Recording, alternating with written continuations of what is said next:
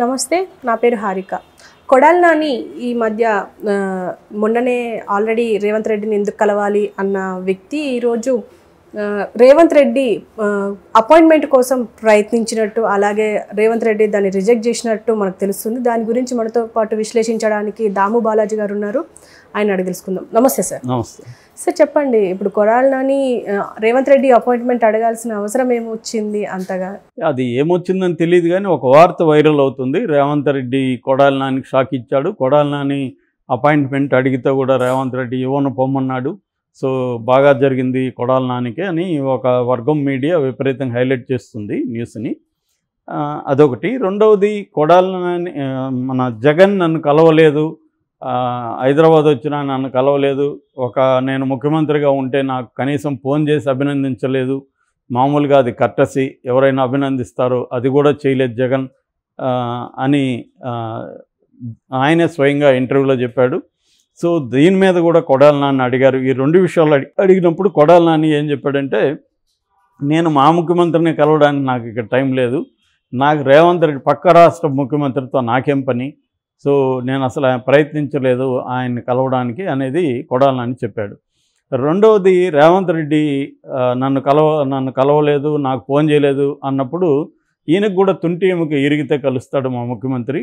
ఎందుకంటే అది కూడా అన్నాడు, కేసీఆర్ని హైదరాబాద్లో వచ్చి కలిశాడు, నన్ను కలవలేదని రేవంత్ రెడ్డి అన్నాడు.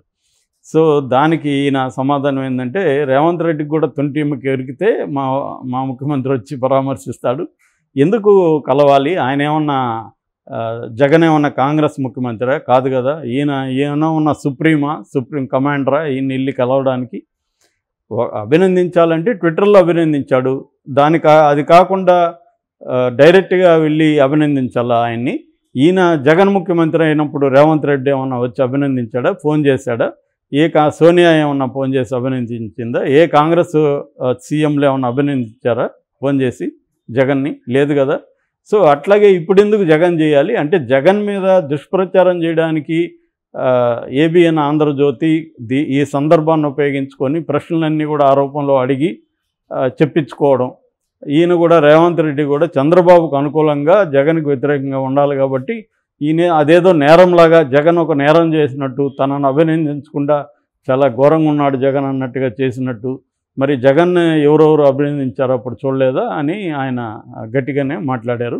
ఇక కేసీఆర్ని ఎందుకు కలిశాడంటే, కేసీఆర్కి తుంటె ఎముక ఇరిగింది, గతంలో ఆయన సీఎంగా పనిచేశాడు, జగన్ ఆయన కలిశారు గతంలో, కాబట్టి ఆయన్ని పరామర్శించారు. మరి ఈయన ఎందుకు కేసీఆర్ని పరామర్శించాడు? ఇదే ముఖ్యమంత్రి. చంద్రబాబు ఎందుకు పరామర్శించాడు?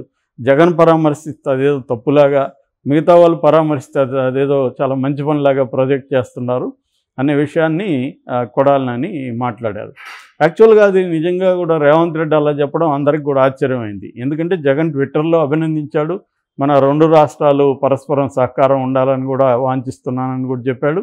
సో ఆయన ఎక్కడ కూడా రేవంత్ రెడ్డికి యాంటీగా కూడా ఎప్పుడు మాట్లాడలేదు జగన్. సో వాళ్ళిద్దరి మధ్య ఏమి పొలిటికల్ వైరం తప్ప వ్యక్తిగతంగా ఏమీ లేదు. గతంలో రేవంత్ రెడ్డి తెలుగుదేశంలో ఉండడం, ఆ తర్వాత కాంగ్రెస్లోకి రావడం, తెలుగుదేశంలో ఉన్నప్పుడు జగన్కి వ్యతిరేకంగా, అంతకుముందు వాళ్ళ నాన్న వైఎస్ఆర్కి వ్యతిరేకంగా కూడా రేవంత్ రెడ్డి పనిచేశాడు, అది ఓపెనే.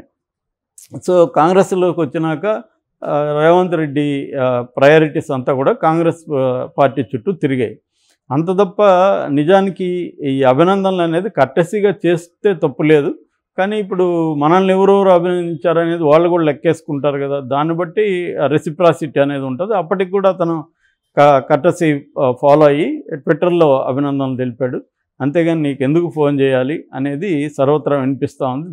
ఒకవేళ ఫోన్ చేయలేదు, నన్ను అభినందించలేదని మ్యాటర్ ఆఫ్ ఫ్యాక్ట్ లాగా అడిగినప్పుడు మిమ్మల్ని ఏమైనా అభినందించినాడంటే లేదండి నన్ను అభినందించలేదు అంటే అది ఓకే, కానీ అదేదో తప్పులాగా ఆ చర్చ, ఆయన అభినందించకపోవడం నేరంలాగా, నన్ను అభినందించకుండా చేశాడని, రెండోది నన్ను ఓడించడానికి జగన్ ట్రై చేశాడని కూడా దాంట్లో చెప్పారు. మరి అట్లాంటప్పుడు చంద్రబాబు కేసీఆర్ని ఓడించడానికి ఓపెన్గానే ట్రై చేశారు కదా, మొత్తం కమ్మ సెక్షన్ అంతా కూడా మెసేజ్లు పెట్టుకున్నారు, తెలుగుదేశం విత్డ్రా చేసుకోవడానికి అది కారణం అని చెప్తున్నారు. ఆ రకంగా మరి చంద్రబాబు కేసీఆర్ని ఓడించడానికి ప్రయత్నించినప్పుడు అది తప్పు లేదు, జగన్ రేవంత్ రెడ్డిని ఓడించడానికి ట్రై చేస్తే తప్పేంటి అన్న ప్రశ్నలు కూడా వస్తున్నాయి. ఏంటంటే ఇక్కడ పొలిటికలీ ఇవాళ రెండు క్యాంప్స్గా విడిపోయినాయి ప్రధానంగా, ముఖ్యంగా ఆంధ్రప్రదేశ్లో. దానివల్ల ఆల్రెడీ ఇక్కడ రేవంత్ రెడ్డి గతంలో చంద్రబాబు మనిషి కాబట్టి, ఇక్కడ ఇప్పుడు చంద్రబాబు తనకి హెల్ప్ చేశాడు కాబట్టి, ఇప్పుడు రేవంత్ రెడ్డి కూడా అక్కడ హెల్ప్ చేసే అవకాశం ఉంది. అసలు రేవంత్ రెడ్డి అంటే కాంగ్రెస్ తెలుగుదేశం కుమ్మక్కయి షర్మిలాని దించారనేది కూడా కొడాలి నాని కానీ ఈవెన్ సాక్షాత్తు సజ్జలు చెప్పాడంటే జగన్ చెప్పినట్టే మనం అర్థం చేసుకోవచ్చు. మౌత్ పీస్ సజ్జల జగన్కి. కాబట్టి సజ్జలే చెప్తున్నాడు ఇది తెలుగుదేశం కుట్రని. అంటే ఇప్పుడు అక్కడ రాజకీయాల్లో ఎటువంటి ఒక స్టాండ్ ఉండబోతుందంటే, షర్మిలాకి వెనక చంద్రబాబు ఉన్నాడన్న స్టాండ్ని వైసీపీ తీసుకుంటుంది. సో వీళ్ళేమో కుటుంబంలో సొంత చెల్లెలకు కూడా అతను న్యాయం చేయలేదు, సొంత చెల్లెలకి అన్యాయం చేశాడు, సొంత బాబాయిని చంపాడు అన్న స్టాండ్ని తెలుగుదేశం జనసేనలు క్యారీ చేస్తారు. ఇది స్ట్రాటజీ క్లియర్గా అక్కడ బయటికి రాబోతుంది. ఈ క్రమంలో షర్మిల ఏం చేయబోతుంది అనేది మనం అక్కడ చూడాలన్నమాట. సో ఈ కాంటెక్స్ట్లో కొడాలి నాని మీద ఎందుకంటే కొడాలి నానికి అక్కడ మళ్ళీ గుడివాళ్ళ సీట్ ఇచ్చే అవకాశం ఉంది. ఇస్తే కొంత ఇబ్బంది వీళ్ళకి. అందుకని కొడాలి నానికి యాంటీగా క్యాంపెయిన్ అనేది స్టార్ట్ అయింది. దాంట్లో భాగంగా ఇంతకుముందు కూడా ఆ మధ్య కూడా కొడాలి నాని క్యాన్సర్ అని ఇక్కడ హాస్పిటల్లో చేరాడని కూడా ఒక వైరల్ అయింది న్యూస్. అప్పుడప్పుడు కొడాలి నానికి యాంటీగా ఇలాంటివి రకరకాలుగా అవుతుంటాయి. అది మామూలే. ఒక మీడియా ఇవాళ ఎలా ఉంటుందంటే ప్రత్యర్థుల్ని రకరకాలుగా వాళ్ళ మీద ఒక బురద జల్లే కార్యక్రమం అంటారు కదా, అలాంటి ఒక మడ్ స్లింగింగ్ యాక్టివిటీ అనేది జరుగుతూ ఉంటుంది. దాన్ని వాళ్ళు ఖండిస్తుంటారు. దీంట్లో నిజముందా లేదనేది జనాలకి అవసరం లేకపోయినా ఇదంతా ఎంటర్టైనింగ్ ఉంటుంది కాబట్టి దీన్ని జనం కూడా ఎంజాయ్ చేస్తుంటారు. ఎందుకంటే కొడాలి నాని వాళ్ళకి తెలుగుదేశం క్యాంప్కి చాలా స్ట్రాంగ్గా అతను మాట్లాడుతుంటాడు, విపరీతంగా విమర్శిస్తుంటాడు. ఈ కాంటెక్స్ట్లో మనం అర్థం చేసుకుంటే ఒక మొత్తం తెలుగుదేశానికి సంబంధించిన మీడియా కావచ్చు, ఇక్కడ రేవంత్ రెడ్డిని సపోర్ట్ చేసే మీడియా కావచ్చు, విపరీతంగా వైరల్ చేస్తుంది కొడాలి నానికి షాక్ ఇచ్చాడు. సార్ ఇప్పుడు రేవంత్ రెడ్డి ఏపీలో సపోర్ట్ చేయాలి అంటే డైరెక్ట్గా షర్మిలకి పరోక్షకంగా టీడీపీకి హెల్ప్ అనుకోవచ్చా? అంతే కదా. ఎందుకంటే ఇప్పుడు మొన్నటి వరకు షర్మిల ఏమనింది, అసలు ఈ కాంగ్రెస్ మన కాంగ్రెస్ కాదు, రాజశేఖర రెడ్డి ఉన్నప్పుడే కాంగ్రెస్, ఇది దొంగ కాంగ్రెస్, ఒక దొంగ దానికి ప్రెసిడెంట్, రేవంత్ రెడ్డి అనే ఒక దొంగ అని ఓపెన్గా చెప్పింది ఆమె. ఈయన కూడా ఆమెను అట్లాగే విమర్శించాడు, చాలాసార్లు ఎద్దేవా చేశాడు. కాళ్ళ మీద నడిచేదే పాదాల మీద నడిచేదే పాదయాత్ర, అవన్నీ ఆమె అనిందని ఈయన కూడా కిండల్ చేశాడు. రాజశేఖర రెడ్డి గురించి కూడా నెగిటివ్గా మాట్లాడాడు. ఇప్పుడు సడన్గా మా నాయకురాలు వచ్చి నన్ను కలిసింది, ఆంధ్ర నాయకురాలు షర్మిల గారని అంటున్నాడు మొన్న.